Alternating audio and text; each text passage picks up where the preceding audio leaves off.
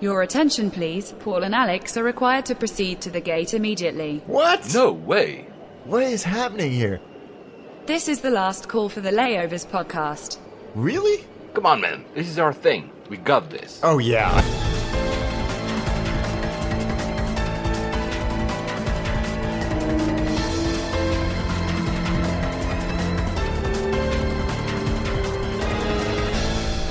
And we made it. Of course, geeks. Flight 93 to Innsbruck. Back to Innsbruck. You know what? I will never turn you down if you say we're going to go to Innsbruck. I said it last time. I love that place. Guys, it's not exactly a cop-out. It's the biggest suspense we ever had on our show because Alex asked me at the beginning of the previous episode, Paul, remember to ask me about my bus experience at Innsbruck, and I never did. Oh, So yeah. That's worth... Yeah, okay. So at the end of this episode, you're going to let us know what happened with the buses. I have no idea. Yeah, it's bizarre. Also, it's freaking cold here in the UK. I don't know in your neck of the woods. So I think winter destination is still kind of appropriate. Yeah. And you know what? I was reading about Innsbruck Airport. It's a difficult airport to land to, actually. I didn't realize. It's a very difficult airport to land. Well, because it's surrounded by mountains. And actually, not only is it a difficult airport to land at, it's quite a difficult airport to take off out of. Yeah. So, now I can't remember if I said this one last time, but I'll tell you the story later when we talk about the airport, about actually taking off. And there's a different procedure, and the pilot warned us about it. So it's quite an airport. I wanted a European airport to balance our show, and we couldn't choose any airports in either Italy or France because they're all on strikes. I know. If you want to travel season. these days, in France is the air traffic control, so that's going to mess up the entire operation, even from here to the UK. In Italy, it's Air Italy, Alitalia, and the staff at the airports. Jeez. Wow. I'm glad I'm not going through Italy anytime soon. Yeah. And for reference, guys, we're recording today on Monday, the 6th of May, 2019. It's a day off here in the UK. You won't get this episode, however, until the 12th of May. So there might be, as always, the usual caveat. Some stuff we're going to say that won't be relevant anymore by the time you're hearing this. Anyway. And yes, a little note about the sound. I've switched my entire equipment, so I'm not exactly sure how it will end up sounding at the end.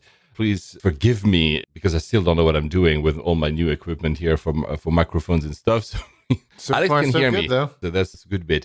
And although we never truly focus on SoundCloud, I was told by Nimrod Kamer at NNimrodD that if you're using the SoundCloud app, you were not seeing the latest episode. So I fixed it somehow. So now you should be able to see the latest episodes on top of the app. I mean, let us know in case that still happens. We are not the kind of guys who ask for iTunes, Apple Podcast reviews, but we get some, and we're always very happy to get some when we do. We had one from Dominic TWA from Denmark, 5 stars. Thank you so much. A must listen for AV Geeks. As an avid listener of many great aviation podcasts, this one steals the show. Great chemistry between Alex and Paul, as well as their deep knowledge. I don't know if we have, do we?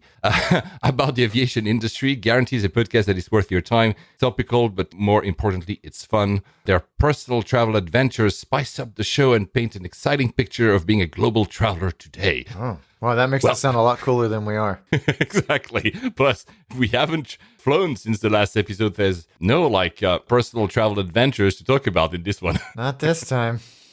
Which is kind of rare, isn't it? It is, actually. It is. But we'll have some for the next one. Obviously, at least Amsterdam. And maybe you, because we're flying in sequence. I think I'm flying, you're coming back, you're flying, you're coming back, I'm flying, coming back, which, as always, in every year, May and June will prove hard for us to record. Yes. Also, we assessed in the last episode something very important about the foundation, the philosophy of this show. Alex is right. I think you should have a conversation with my wife about that.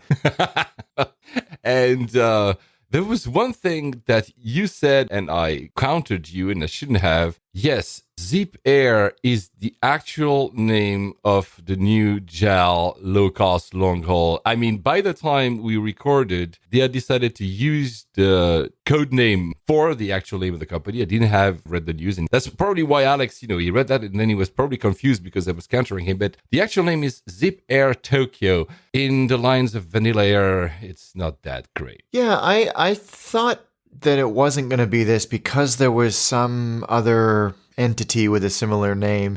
I can't remember what I said. The branding looks like some software company from 1994 or something like that, but it's not great. Hopefully it evolves.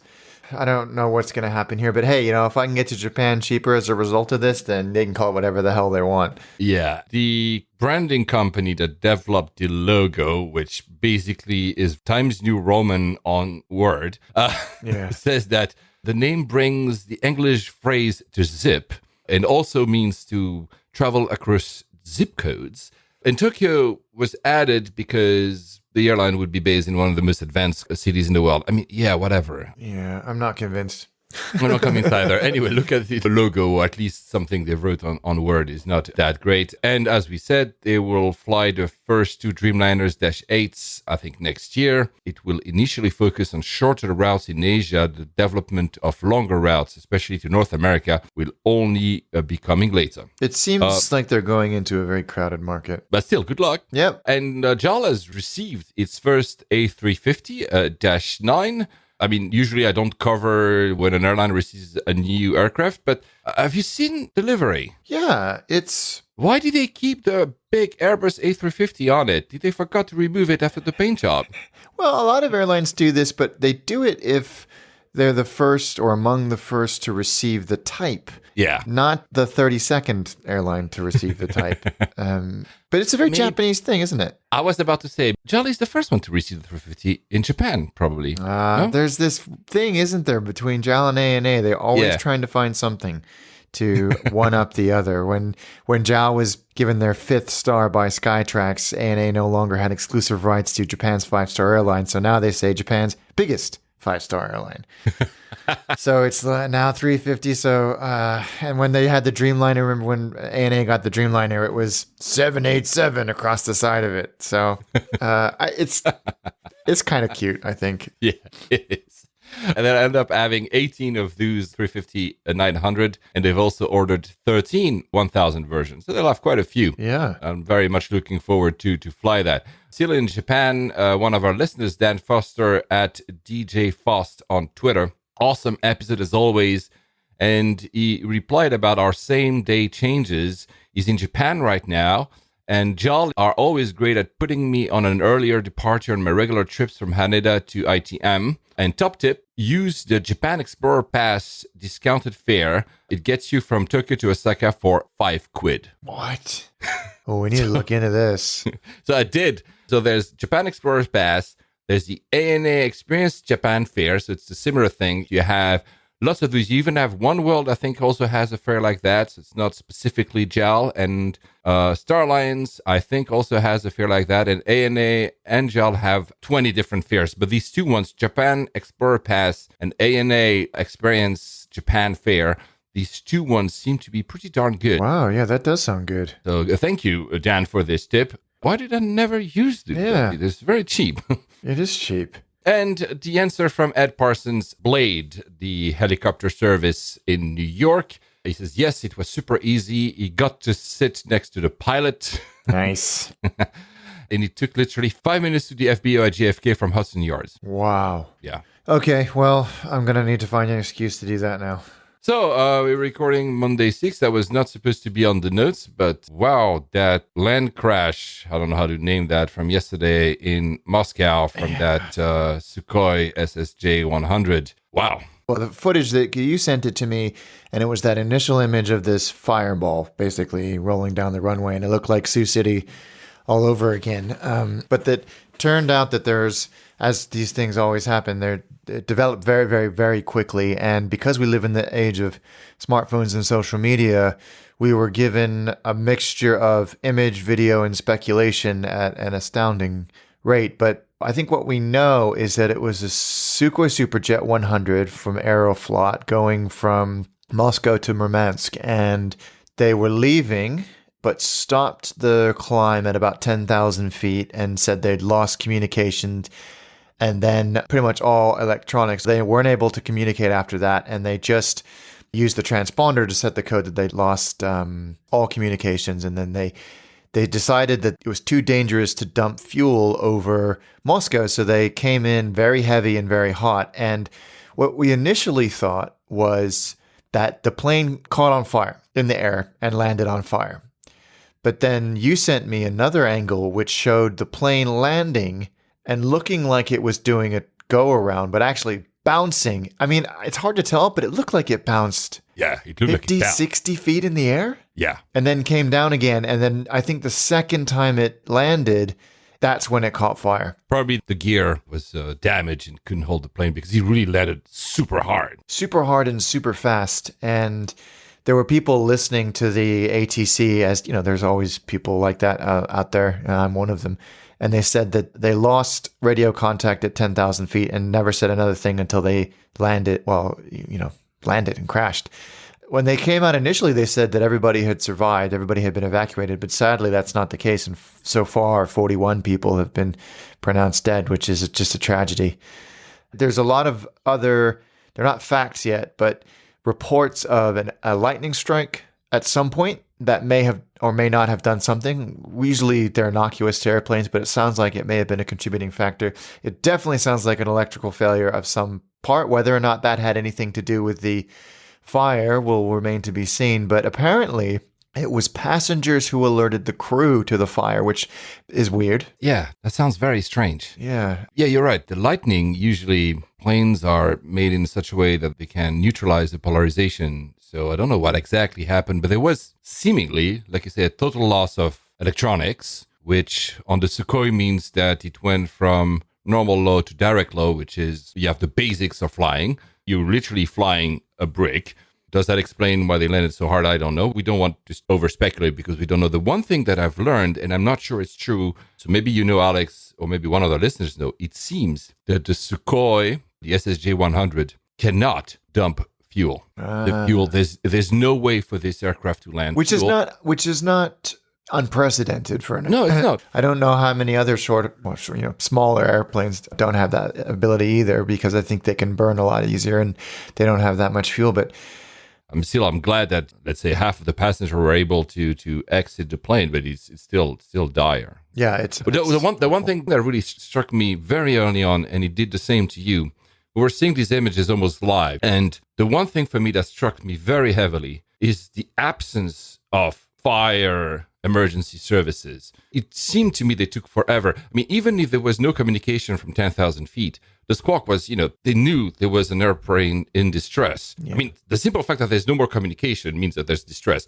And it seems that it took, usually these guys arrive at like 90 seconds or something. It seemed on the images that it took and I'm not here to again, maybe there's other explanations, but it didn't help because the airplane was apparently filled with fuel. Clearly, it burned super quickly, which probably also led to the death. But I mean, didn't it strike you the fact that I think so. From what I read, the emergency services arrived in 2 minutes.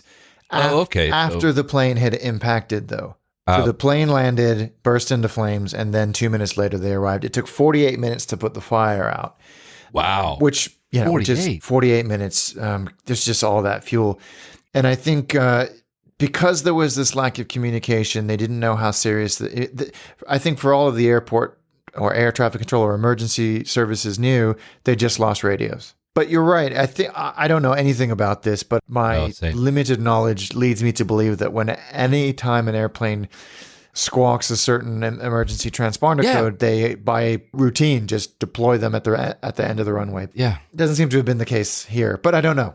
And obviously, some passengers were taking their luggages on the way out. And we discussed that, when was the last time? Maybe with the Emirates. Vegas. The Emirates. And we said, we don't know how we would behave and how people behave in, stressful situations, etc. The one that's purely armchair, I was never engulfed in flames. But the one thing that really struck me is that in my head, I'm like, maybe I'm wrong. The situation that happened, for instance, in Dubai, the plane is in one piece And maybe some people go, oh, it's as if we landed. Here, clearly, there's fire all over the thing. Why would you even start taking your luggage? You know, there's one thing like to have a false sense of safety, thinking, oh, we landed and it's fine, and you should still be, fast. Here, there was one image from the inside. Somebody took a video upon landing. I mean, there's clearly like flames everywhere. Why would you stop? And again, I don't know. Maybe, your mind kicks into taking your luggage, but it could have contributed to a few more deaths. There's been an uproar from the aviation community that this happened, that people, despite the flight crew and the cabin crew begging people, if worse comes to worse, just get out. And not just one or two, but lots and lots of people at the front of the airplane took their bags with them. And I think it's very safe to say that they caused more than a handful of deaths from people who weren't able to get out in time. The seatbelt thing, we always make fun of the seatbelt safety video. But as you say, when people panic, sometimes your brain doesn't work the way you think it's going to, and you fumble with the seatbelt. That's different from making a conscious decision to go into an overhead bin and grab an object. Like, that is... I can't even imagine what would be going through your head as you as people are screaming and the flames are licking at your heels. That you would go, I just need to grab my Prada bag really quickly because it costs a lot of money. You're going to be dead, and there are other people who are already dead. I mean, I cannot fathom it. Yeah. I would run for my life, literally. Yeah. And not like try to grab I wouldn't even care about my passport or nothing. I mean, whatever. I'm just leaving. The thing will explode in a minute. I don't know. From what I read, there's a book called The Unthinkable: Who Survives When Disaster Strikes and Why by Amanda Ripley. And she said that, I'm paraphrasing here, but the urge to gather your belongings is so ingrained in us that even when instructed not to do so, people will still grab what is theirs. She tells the story of the September 11th attacks, and this woman who she needed to bring something with her. And so she grabbed a novel she was reading, not her purse or a bag, but a novel. That instinctive behavior, I think, explains a little bit of it here, but it's still, how many lives were lost as a result of this? First, it's a tragedy for the people who lost their lives. And it's also a bit sad because we said that we both would like to fly this new Sukhoi SSJ-100. It also could make trouble for the actual program of the Sukhoi. Yeah, which has been dogged with dispatch reliability issues. A lot of its initial customers have decided to cancel orders and return the airplane. CityJet, Volaris, Interjet in Mexico, not Volaris, which is a shame. I don't know what the future for this airframe is, but Russian aviation has never had the best safety record, and the statistics prove that. However, this is for Aeroflot, which has gone through a total transformation in the last 2 decades. It was their first hull loss in 5 years and the first fatal accident in 23 years. That's a reasonable safety record. I agree. There are others in the Western world and all over the world that have much more recent hull losses and fatal accidents, and I think that shouldn't be overlooked. The more we know about this, or the more that we learn about this, the more that we'll come to appreciate that the cabin crew were the heroes here as well. And there was a passenger that got off and said, I wouldn't be alive if it wasn't for the cabin crew. So there's some stories developing there that I think are going to be worth revisiting in the weeks and months to come. Well, it's still sad. It is. I don't like to see these things, and creates a sense of panic to people, especially now people are kind of putting everything together. Oh, the 737 Maxes are grounded. I know. They mix everything in their heads, and flying is dangerous. I'm like, oh my god. Anyway, talking about another aircraft, or happy news, the Stratocruiser did its first actual flight. How cool is that thing? Huge, man. Yeah. What will it be used for? Is it to launch rockets or something? Yeah, exactly. To launch rockets into space. It's supposed to be a more, much cheaper, orders of magnitude cheaper than having to strap a payload and get out of Earth's orbit. You give the rocket itself a little bit of a boost, much like Virgin Galactic has been trying to do with that. And actually, they're not the only ones. By taking it up on the bottom of a conventional quote-unquote airplane and then launching it from there, I guess reduces the cost exponentially. It looks like a Transformers. It does. It looks completely like something that Hayao Miyazaki would come up with. Yeah. Exactly. But it's scale composites. Anything that scale composites comes up with is always kind of goofy looking, but in a cool way. And it was made from, wasn't it made from two 747-400s? Yeah, I think we talked Frankensteined it. I think they like cut them in half and, something like that. I think you're right. And it has like two cockpits. It's on separate pylons. Yeah, I think it's super cool. Can you imagine the crew management here? Like, no, my cockpit has authority here. No, my cockpit has authority. It's it's just the neatest looking thing I've ever seen. Maybe one day we'll get an invite. It would be really cool just to do like a few minutes in this thing. So before we would get into that, we always would love to have access to a lounge, and Priority Pass that we both have has released their awards, the best lounges in the world. The winner is the Sala VIP Internacional at Quito International Airport in Ecuador. Have you ever been there? No. Same. Now I want to go. So how did they determine this? Is it done by a panel, or is it purely based on? I think it's a mix. Okay, if I'm not mistaken. Good. It's a mix because I think we can we put reviews? You certainly used to be able to. I don't know if you still can, but then that's what Lounge Buddy's so great for. Yeah, in Europe, the best one. Don't worry, I'm not going to go through all the lists, guys. But in Europe, the best one is the one at Riga, the Prime Class Riga Business Lounge at Terminal E in Riga. We covered Riga, and I've seen it. It's actually really nice. In Africa and Middle East, Ahlan Lounge at Terminal 3 Concourse B in Dubai, DXB. Though I would say that the Ahlan Lounge at Terminal 3 Concourse D, you remember I mentioned it, guys, when I went there, when I was doing this big layover between flying to Dubai and then to Hong Kong to San Francisco. I think it's even better. In Asia Pacific, the best one is Miracle First Class Lounge Concourse D, Bangkok. I can see that I've never tried any of these. In North America, maybe you've done it. It's called Lounge 19 in Terminal 1 at Mexico City Airport. Didn't you tell me that you tried half of the lounges at this airport? Yeah. Didn't try this one. Just from the pictures, I kind of want to know how it won. It's tiny.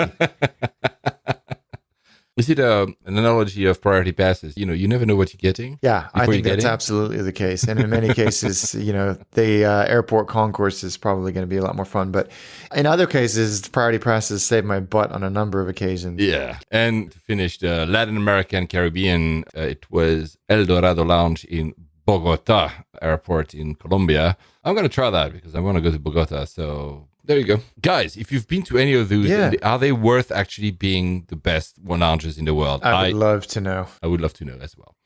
The airport that had one of the lounges, the best lounges that everybody kept talking about, of course, was Ataturk, the old Istanbul airport. The reviews from the new lounge are pretty good. People say it's very reminiscent from the old lounge. I think they actually even, took some of the furniture and placed it in the new one. So probably that's why they have a reminiscence from the old one. What is interesting, because I don't think we covered it when we talked about this big move, what will happen with Ataturk Airport? It's 12 million square foot terminal building. So this, what are you going to do? I mean, what happened with Kai Tak? What happened in Hong Kong? What is...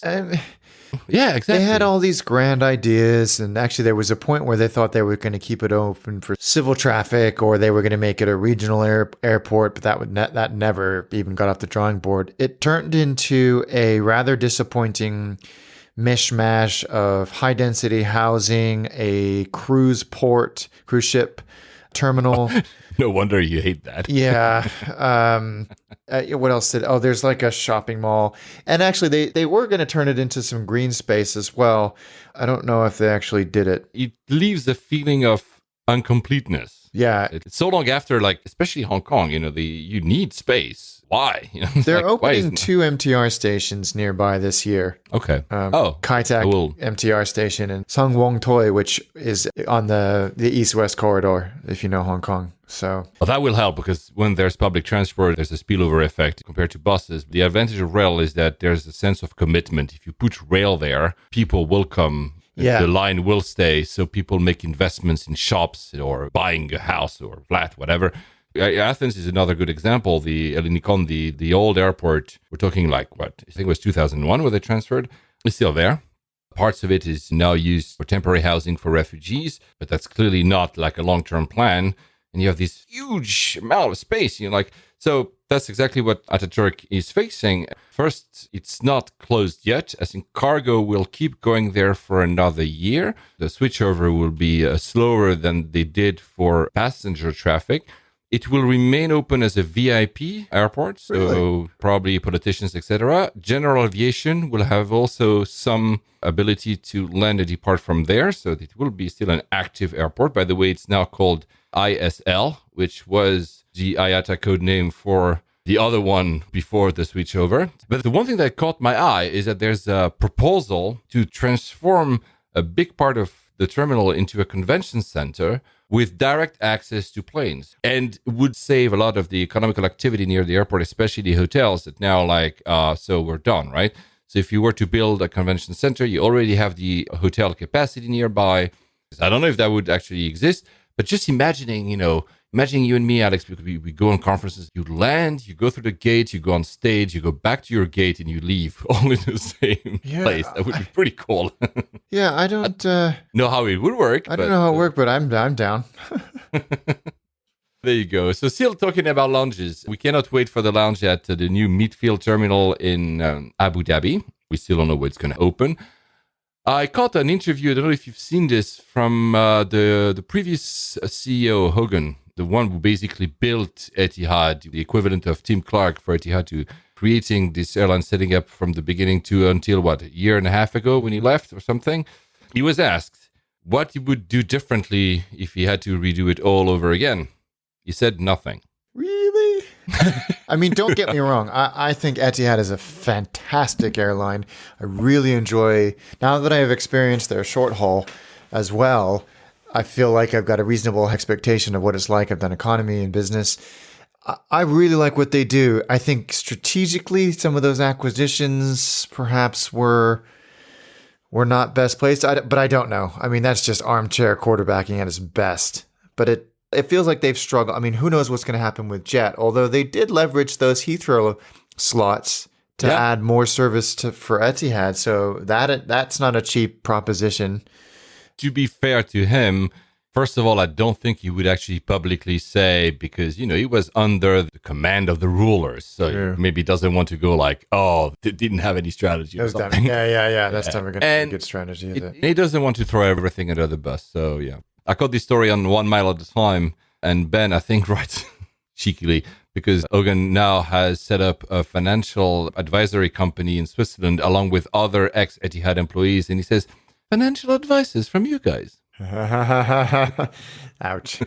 Okay, to more. Are we living in an age of the rebirth of customer experience? Because they all go through these contritions. We talked about United in the previous episode. I caught a phrase from Alex Cruz, the BA CEO, who said, if you repeatedly create a sensation or feeling of ripping people off, they leave. Yeah, well, so if you know that, why don't you up your game, Alex? Yeah. No, Alex Cruz, not Alex Hunter. I know. I think both are applicable. No, I think he's afraid from JetBlue arriving. Really? I think so. Really? I think they started doing a lot of advertising about, hey, guys, if you want to go to the US, look, we have lounges, we have direct access to all these cities, and this is great, and la la la. They must have a feeling that JetBlue it's not Norwegian. I think when we've talked about this before ad nauseum, but when you expose a customer to competition that has a very good product, you set their expectation of what could and should be the experience, right? So yeah, you may be onto something. I'm a big fan of JetBlue. I did finally book my return flight from Boston, and I am going to go on JetBlue. So United over there, JetBlue back. I had a long discussion with some friends who are in revenue management, not at JetBlue, but when I told them the prices, and they said, you've been out of America for too long. Those are good prices for premium, and it's a good product. So yeah, I've always said I'm a big fan of JetBlue. I'm very excited for them to start flying to London whenever they actually get around to doing that. So maybe that's right, and maybe BA will up their game a little bit. You have to make sure that the overall proposition of what you offer, not just the ticket price, but everything that comes with it, has to be correct. Otherwise, you will lose customers. Yeah, well, so of course. But sometimes you read that and you're like, every time I try to go on the app from BA, I'm getting some error. Yeah. At the same time, I'm like, guys, I mean, They, I want to like you, but You're right, and they launched this huge worldwide sale Thursday, maybe, and Yeah, there it were is. some pretty spectacular fairs, and I took advantage of a few of them. And there were reports on Flyer Talk and Twitter of the whole website going down, availability searches not working. That's on top of the existing bugs that we all know and love at this point. They're like family members. I when am I flying BA again? Couple of weeks, 3 weeks, short haul. So then I have so many legs on BA long haul and short haul in the next 7 or 8 weeks, and I will cast an even finer eye over my experience. please do. So, talking about BA, you must have gotten this email about the change of Avios, the frequent flyer program of BA. I didn't understand a thing. No, Just that neither they're did gonna anybody change. else. And I kept rereading it and going, am I stupid because I can't figure out what they're saying? It is basically lots of things are going to change, but we're not going to tell you what they are. Yes, the blog thing, it's the same. And then you have the FAQ and nothing is answered. You're like, so why do you do an announcement to tell us something is going to change? Yeah, it's very weird. It's very weird. But I guess, and I went to Flyer Talk and I read a bunch of blogs, and of course there was lots of opinion flying around. But from what I gather, the cost for booking Avios flights on partners is going up to be in line with all of the other One World partners. So I don't know how that will manifest itself in actual money or what we can expect to see. All I know is it seems to be impossible to book on partners with Avios anyway, so I can't imagine it's going to cause me a lot of bother. I can never find availability. Neither can the call center staff, because I called to try and see if I could use Avios to get from Boston to the Bay Area, and the lady said, we can never find them this far out. American keep them for their frequent flyers, which completely understandable, and then they release an allocation closer, but I wasn't going to wait for the price to go up, so they're kind of useless at that point. I think the kind of route you mentioned was one of the triggers, because if you were living in the US and had both Avios and American Airline Advantage, what's the name again? Yeah.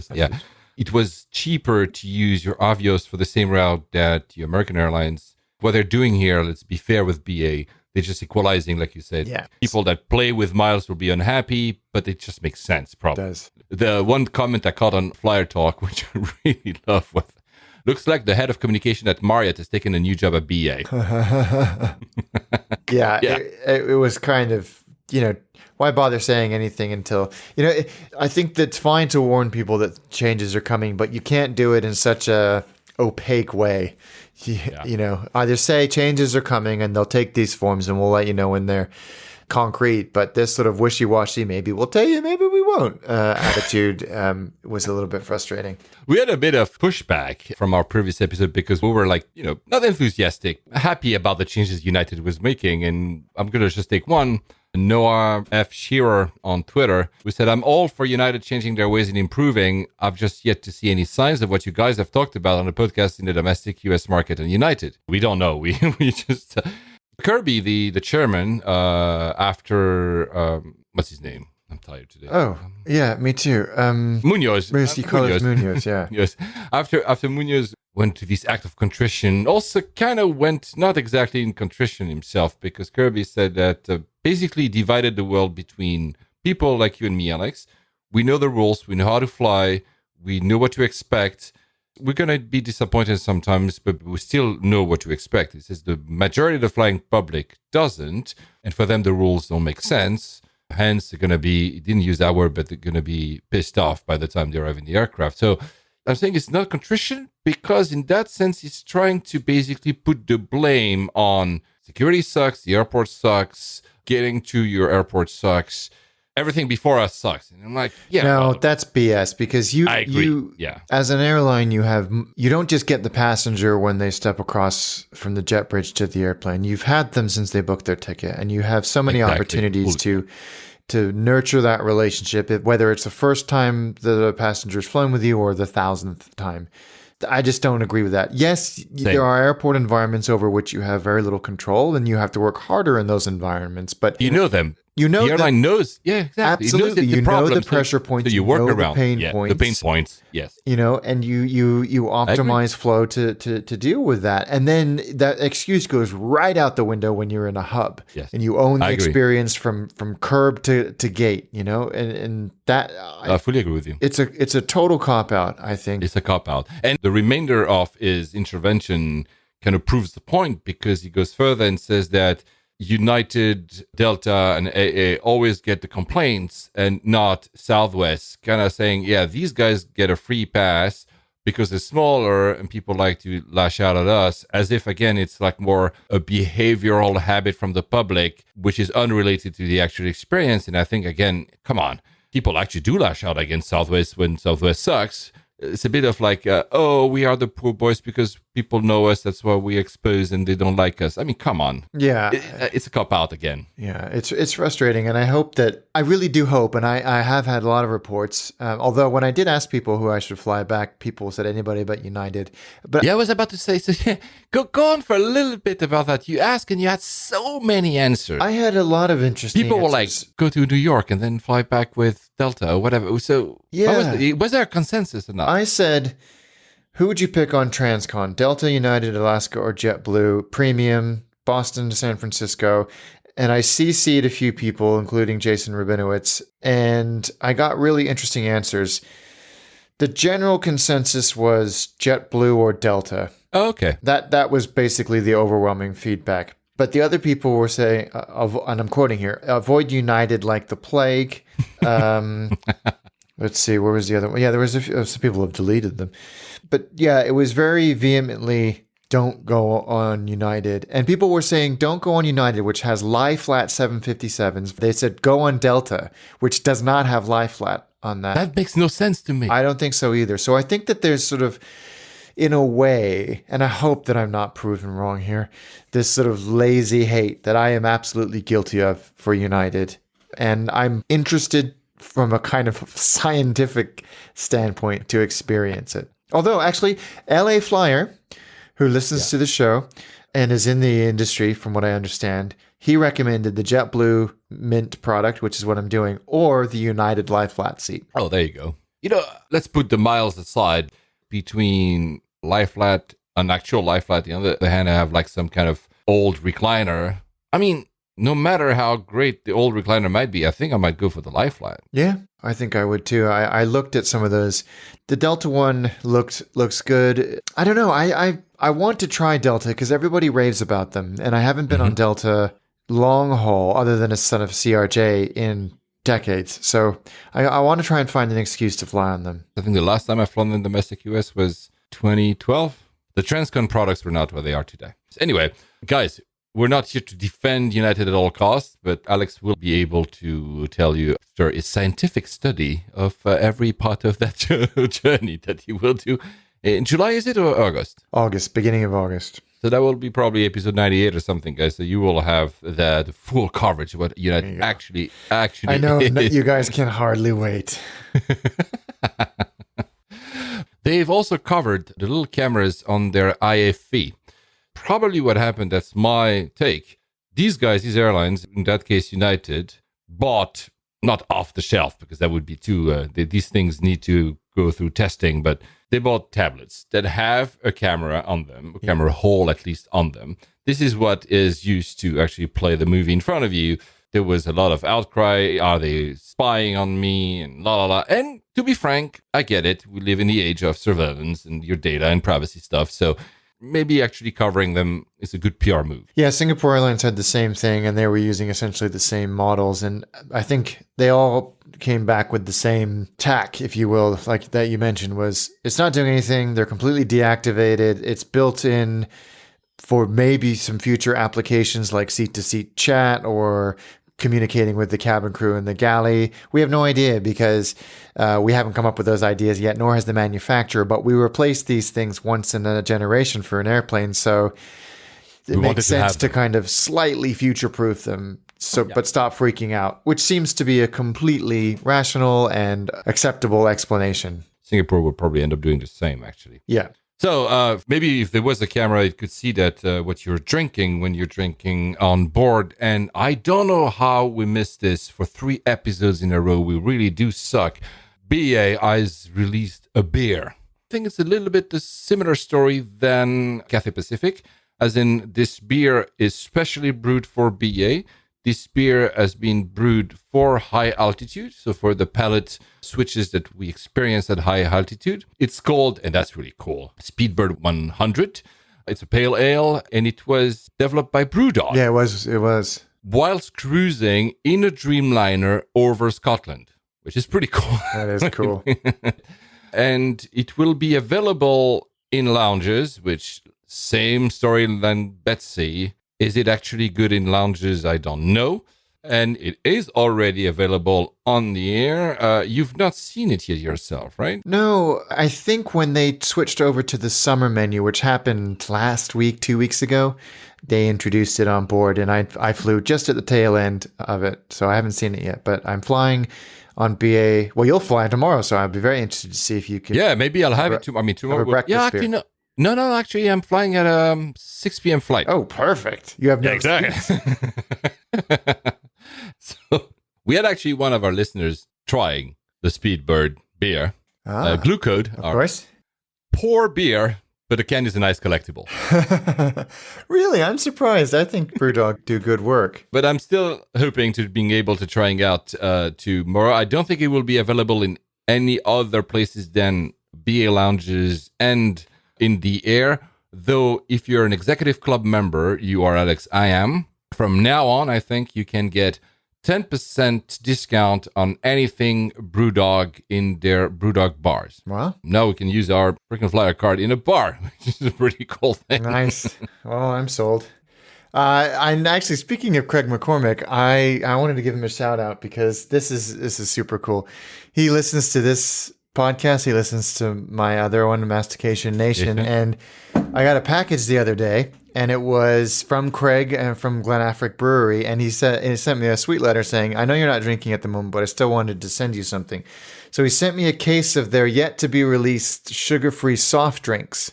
Oh, wow. Yeah, and not only are the cans beautiful, the stuff is absolutely delicious, and I think they have 6 flavors: rhubarb, lemon and strawberry, elderflower, raspberry and coconut, cream soda, and fiery ginger.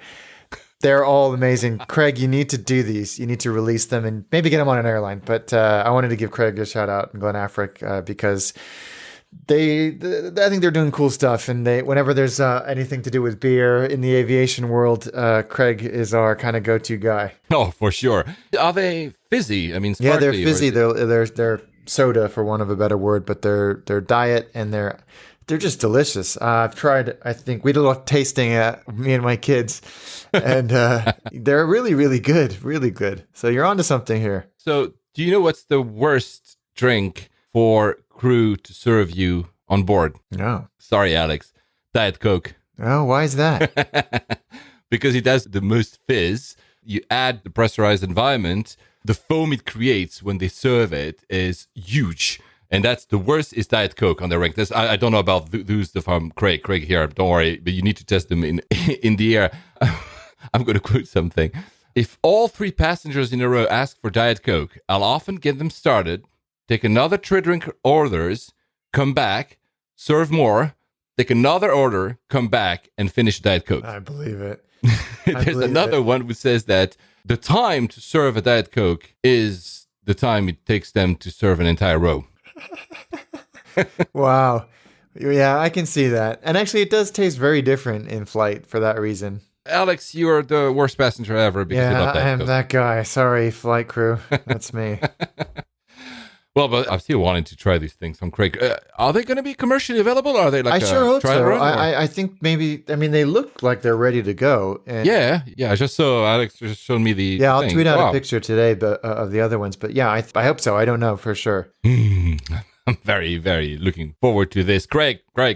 Do it. And maybe actually, since Glucose says Speedbird is a bad beer, maybe you could call BA and put these in some of your beers. There you go. in the air. Anyway, let's stay on more food and beer in airlines. Qatar Airways is releasing its new food menus. It's called Cuisine. And of course, They write down that with Q-U-I-S-I-N-E. Cuisine. My God. Anyway. It looks pretty good. In economy, the food portions will be increased by between 25 and 50%. That's generous. That is generous. And there will be Himalayan salted caramel popcorn. I don't know. Is it the salt that comes from the Himalayan or the caramel that comes from the Good question. or the popcorn?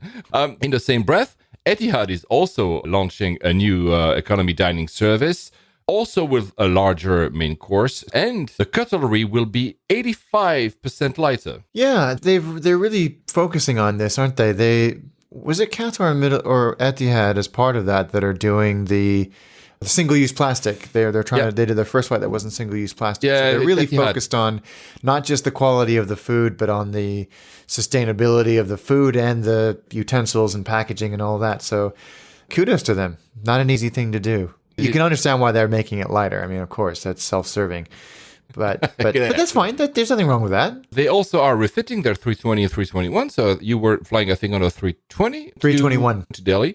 So they're removing all the seat-back screens in economy, adding, obviously, wireless IFE streaming technology instead. We thought ad nauseum about that in the past. But it's interesting that people are still kind of pushing back, like, I really love to have the IFE. Why are they removing the screens? I don't understand more why people are pushing back in 2019. IFE through Wi-Fi is usually fine. As long as there's something. You'll be able to stream 300 hours of free IFE content to your device. 300 hours? You're never going to be A320 for 15 hours, so fine, I guess. One would hope. Honestly, it's not bad. No, it really isn't. That will save Etihad around 18 tons in aircraft weight per year to, of course, reduce the fuel cost. So come on, we never had IFE in economy and short haul in Europe anyway. No. So people are complaining, but come on. Do you have an IFE in transcon economy in the US? Yeah, a lot of actually airlines still have seatback IFE in economy. Almost everybody does, but they are aggressively removing it in favor of surprise. This. No, I don't think But back to food, because we're not a mastication nation, but a little bit more food. Singapore Airline has introduced a farm-to-plane program. They teamed up with a company called Aerofarms. They'll be able to pick produce from the equivalent of 390 acres of farmland, which is obviously, these new technologies when you have, there's no soil, but they use water and nutrients, I guess, and like lights on top. And you have like these infinite amounts of racks with food. I have a friend of mine actually developed something like that in New York. That's so cool. It's really cool. And they will have that very close to the airport. So in the morning, they'll be able to pick the produce and put them directly in the flights that will be featured in both business and premium economy menus. That's cool. And actually, you just reminded me about the rooftop at JFK, JetBlue's rooftop. I got some clarification on that. Oh, tell me. They do grow produce on there, and all of it is donated to Grow NYC, which is a local sustainability charity. They produce 1,000 pounds of blue potatoes a season and 2,000 different types of herb plants, which are grown in recycled milk cartons. And then the soil itself comes from food waste collected at Terminal 5, which is then composted in upstate New York. Oh, wow. Yeah, it's cool, isn't it? That is very cool. That is very cool. Oh, we're talking about Singapore Airlines departing from New York. The farm will not be in Shanghai. The farm will be in New Jersey. Oh, I wonder if it's the same. That'd be interesting. So you cannot eat your own potato on top of the rooftop on, what is it, Terminal 6 or Terminal 5? Terminal 5. No, disappointingly. You're flying from Boston, so you won't be able to see that. I know, it's disappointing. I am going to New York a lot in the next few weeks, but I'm not...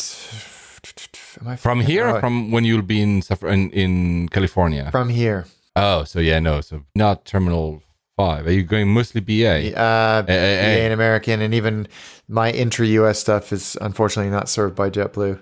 But maybe you can do a layover at the TWA hotel. Yeah, I know. I need to find a way to do that.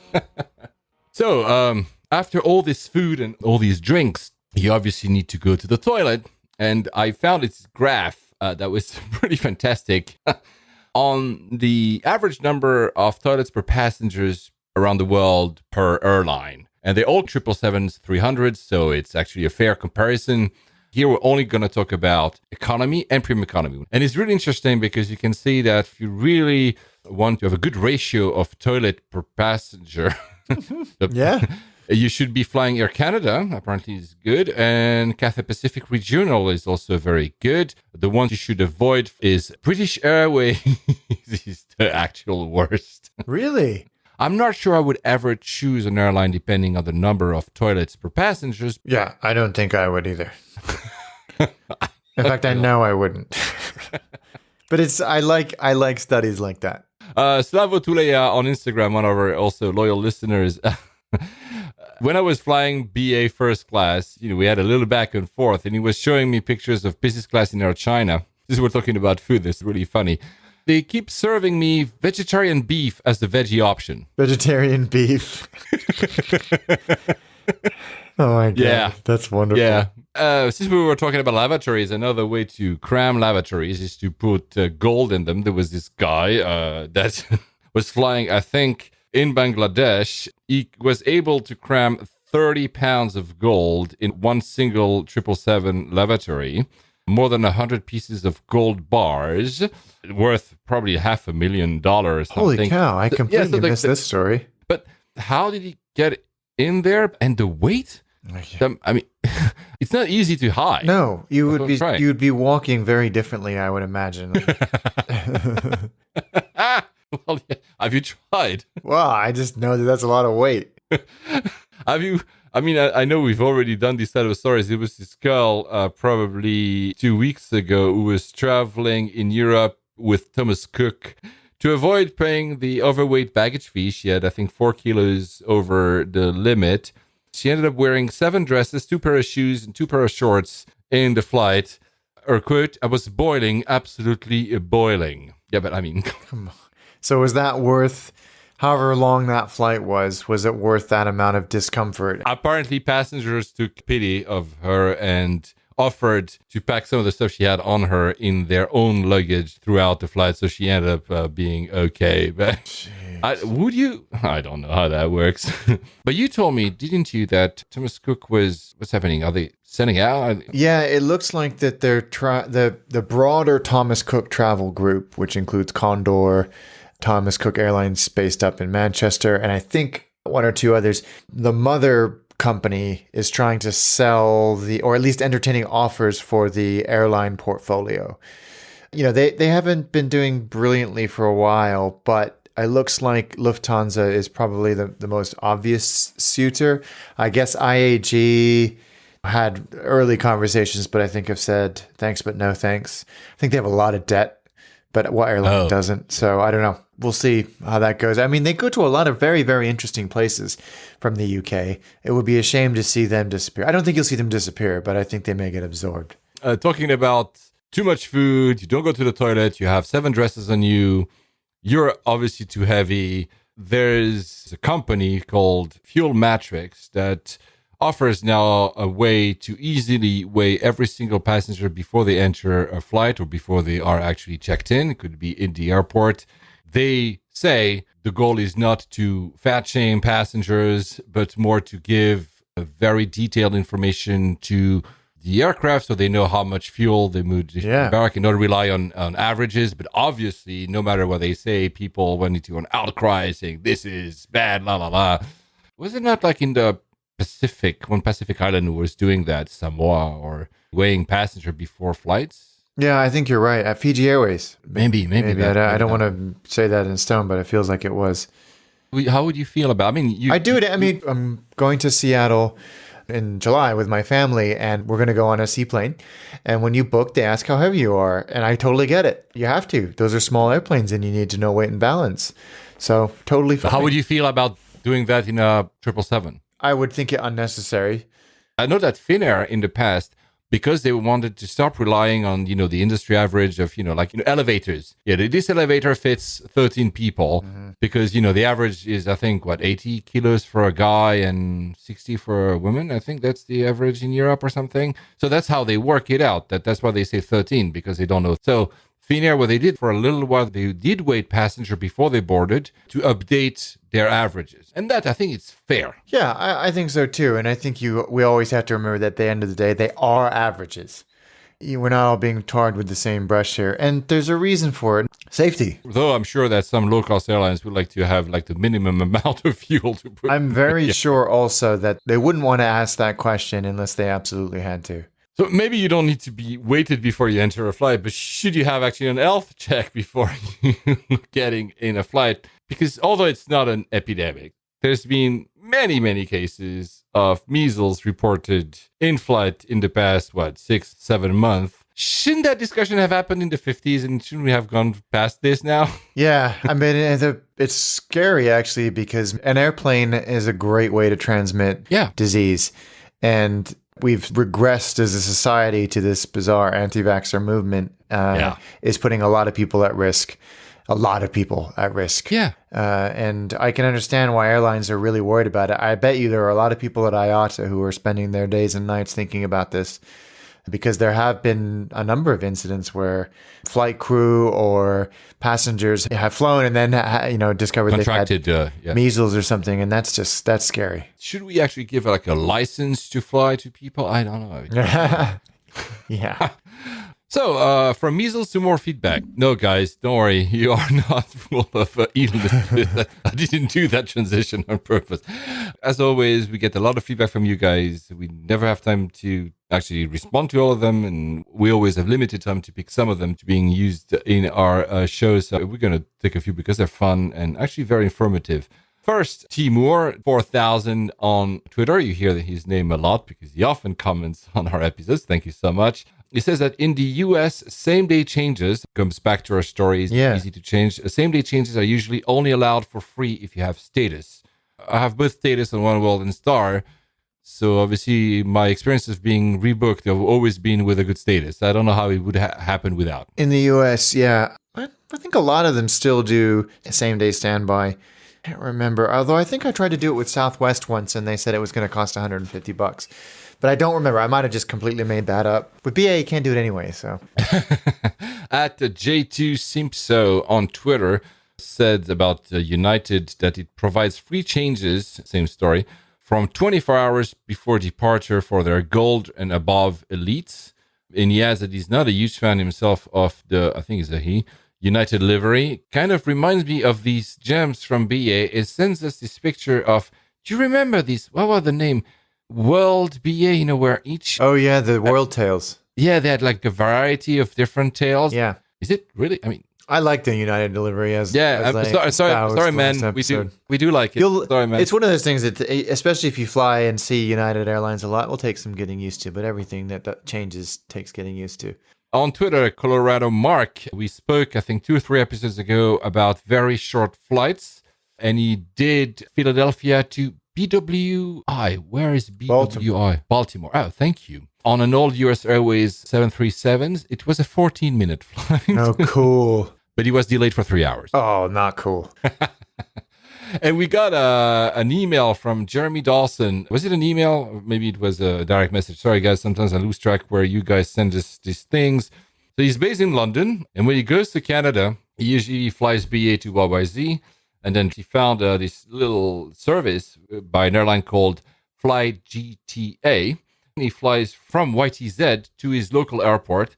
That's also 10-15 minutes in an 8-seat Piper Navarro aircraft. And I arrived to the small terminal at 18:03 for our 18:00 flight. And you can imagine my surprise to find a pilot waiting for me at the front door and then carrying my bag to the aircraft. Yeah, we don't get that with BA and with the large aircraft. No, although I have seen that with U.S. domestic carriers. I've always been really impressed by that. I think I mentioned it maybe 40 episodes ago. Strange to say that. Seeing a Envoy, actually it was Envoy Air, captain carrying a buggy up to some parents that were waiting. He carried it from the tarmac up the steps of the that's great jet bridge. And I was like, that's really cool. Not going, oh, I'm above this type of thing. It was really impressive. Yeah. I don't think the captain would do that with your luggage, with your carry-on, Alex. I doubt it. Maybe Mark would do, just because now he's listening to this, and next time he sees you, he will say, oh, I'm going to do it just for the joke. There you go. Fly GTA, shortest commercial flight in North America, 10 minutes. So cool. Guys, if you know about any other very short commercial flights, I know we have here in the UK these hops between Scottish islands. I think you have one is only 11 minutes or 7 minutes. You can do that to visit, obviously, distilleries. Craig will actually hate me now. Distilleries.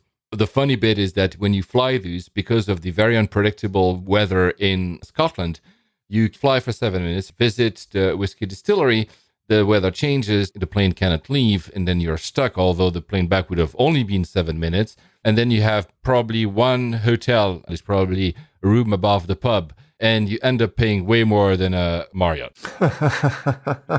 Office Wayfinder, we mentioned him quite a few times, very kindly mentioned our podcast in his 4 must-listen podcasts about aviation. We're in good company because we're with AV Talk, the Runway Girl Network, and Airline Weekly Lounge, which is from Skift. So thank you so much for putting us at this level of quality. I don't know if we deserve it. That's very kind. I've never listened to Airline Weekly Lounge by Skift. I will, but I listened to AV Talk and to PAX X. We are more, off the cuff, opinionated, and sometimes we F it up what we're saying, and we're not really like a source of information, I think. So thank you so much to put us in such credible company. Yeah, it was very, very nice to see that. And actually, I discovered some more podcasts, as you say. Some of those I didn't know about, so I'm looking forward to tuning in. And, one more. Rich Wergley, I don't know how you pronounce your last name, and R. Wergley on Twitter. Because you flew, Alex, Aeromexico, he flew it from Schiphol to Mexico City. And even though they were not delayed, they were still handing glasses of water to people waiting at the gate. Nobody does that anymore. That's such a small thing to be able to do, and just to take the edge off. That's nice.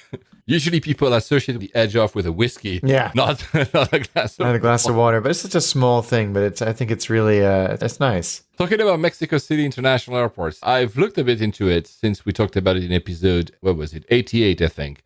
Which, by the way, guys, you have to listen to because it lagged a little bit in the stats because I had released the following one just a week after because of the 737 MAX. So if you haven't listened to episode 88, please go because Alex does a great job of describing Mexico City Airport and how he fell in love with Mexico as well, Mexico City. Less the airport, but yeah. It is the airport, clearly. Don't forget to print in color. You had mentioned to me that they were thinking about this other airport, which was a bit dangerous in its approach, etc. Apparently, they're going ahead with it. Santa Lucia Airport, the construction will start next month. It's going to cost like $4 billion. Of course, it's less than whatever they had for the other one. And at the same time, they are adding a 3rd terminal to Mexico City itself, to the airport you've been to, considering even a 4th one. Are they not trying to build like Lego pieces up to Lego pieces here? I don't know. I'm not sure what they're doing and whether or not this will actually see the light of day because they've made this announcement a few times and things change and there's lobbying, which sounds familiar for a 3rd runway at an airport not too far from me or you. But I don't know what's going to happen there, but it does. God knows they need it. That airport is bursting at the seams and kind of falling apart too.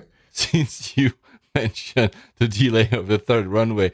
We had this video that was sent to us by @Morales. Why Berlin's 15-year-old airport has never had a flight.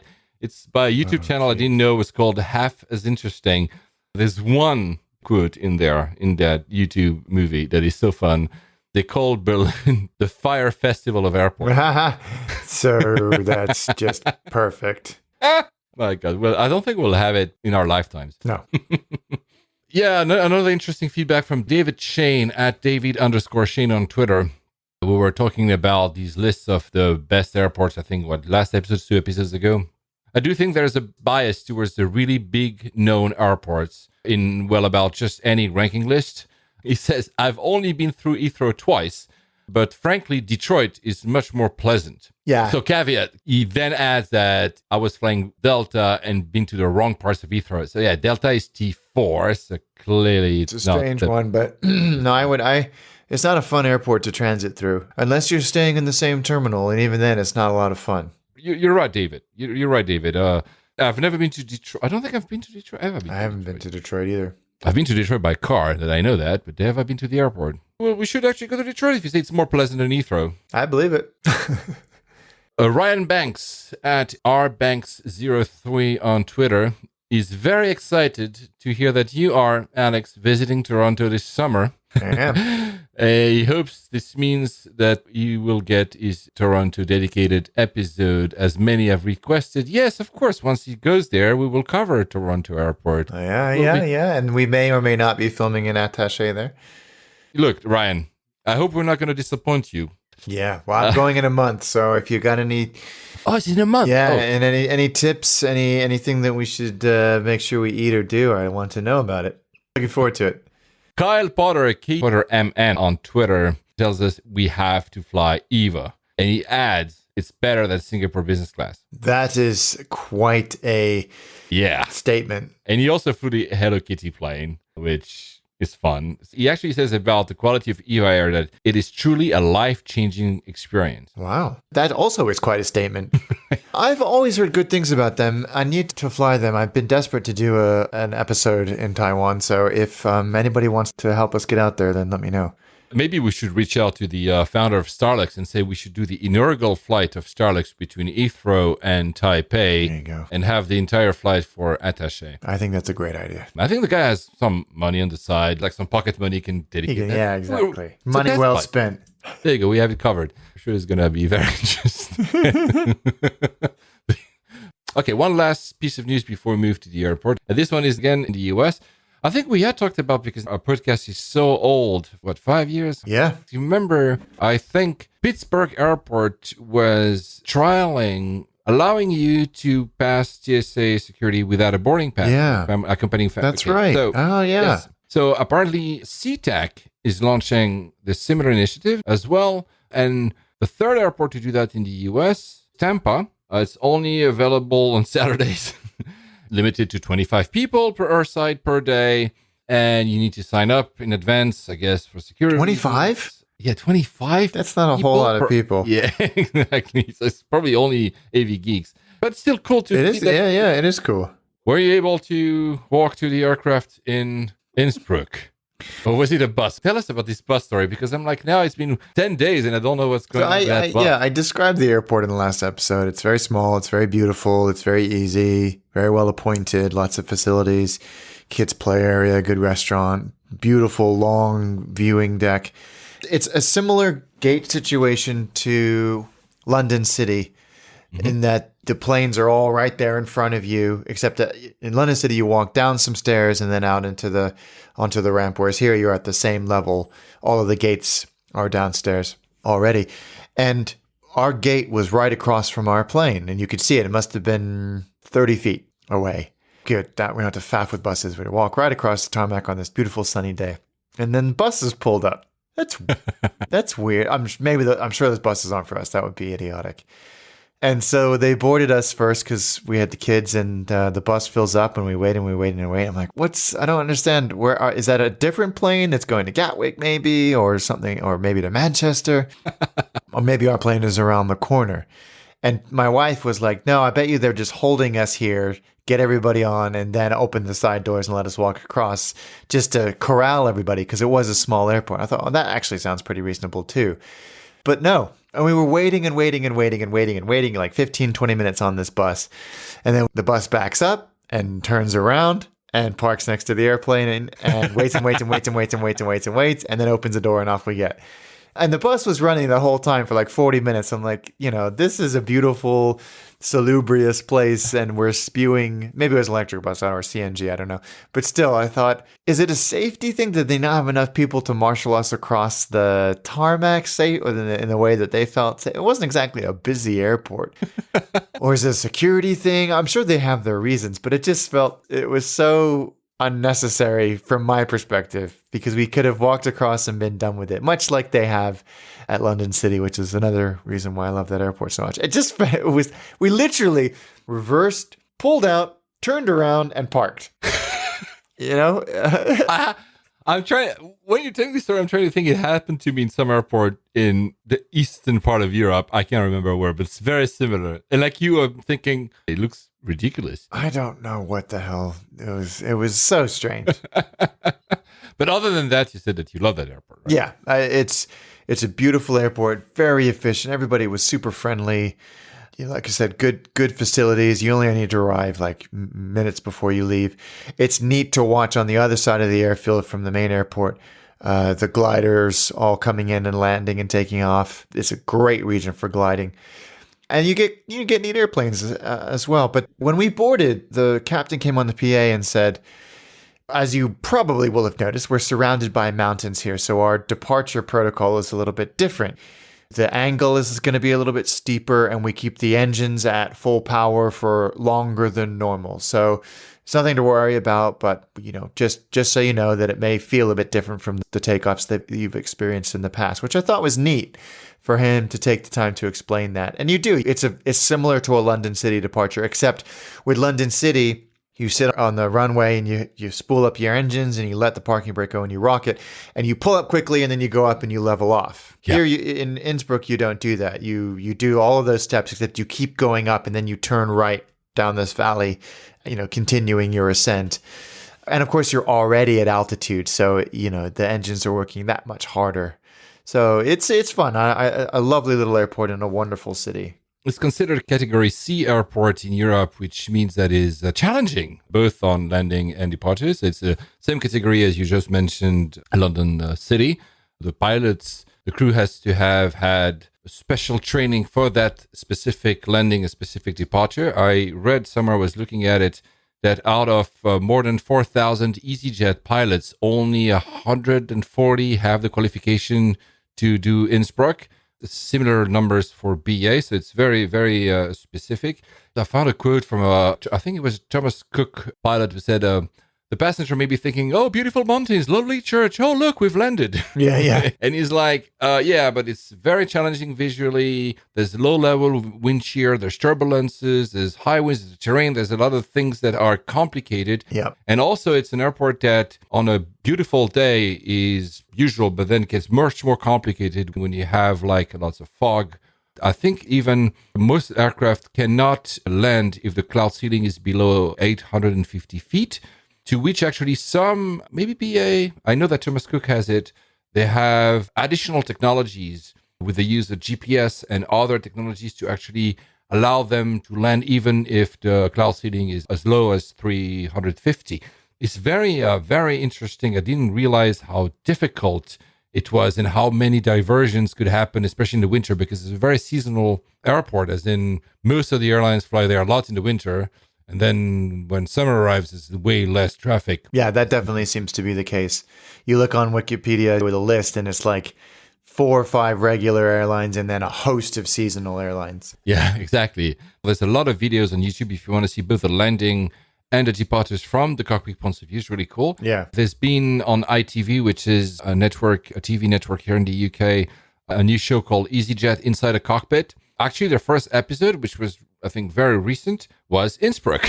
Oh, cool. And showing how, the gale force winds, all the complications that they had to do to land at an airport like that. And never had realized when you were talking about this, Alex, in the last episode, how challenging it was. There's not a lot of Category C airports in Europe. I mean, besides a lot of general aviation ones, we're talking about ones that have regular flights. Salzburg is one that is. Is it? Oh, yeah. I mean, it's not that far from Innsbruck, so it's exactly. Not too surprising. Bern in Switzerland, but come on, this is more general aviation. There's Klagenfurt in Austria as well. So Austria seems to have a lot of these as well. In other places, like in Greece, for instance, both Mykonos and Santorini, which are 2 islands, are also considered Category C because a lot of the winds, a lot of the islands actually do that. Gibraltar, obviously, is not an island, but has that. Madeira has that as well. I think the ones in Corsica are also Category C and need special training. Tivat in Montenegro, which I've not landed at, is also a seaside airport, also has that. And so London City is really the one odd out, the only one that is a Category C, not because of other mountains or winds, but mostly because there's buildings next to it. Yeah, which is just as scary. Guys, if you're interested, there's a lot of articles about how to land and how to depart from Innsbruck as a pilot. Lots of videos. It's fascinating how hard it seems to be. Yeah. But the payoff is the views. Yeah, it's a fun. I didn't land there, but my wife did.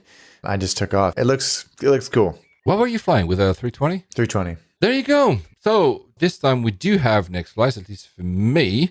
Again, this episode is going to be released after I come back. I'll be going to Amsterdam. It's a very short flight with BA. When is your next flight? In, let's see, 2 weeks to Tel Aviv. Ha! On Swiss Air in business on a 777, so that'll be a first for me. Oh, that is awesome. So probably we'll be recording just after he comes back from that. But again, guys, in advance, apologies if suddenly we have a 3 weeks delay between episodes. We'll try to have another one in 2 weeks. On that, happy travels. Safe travels, guys.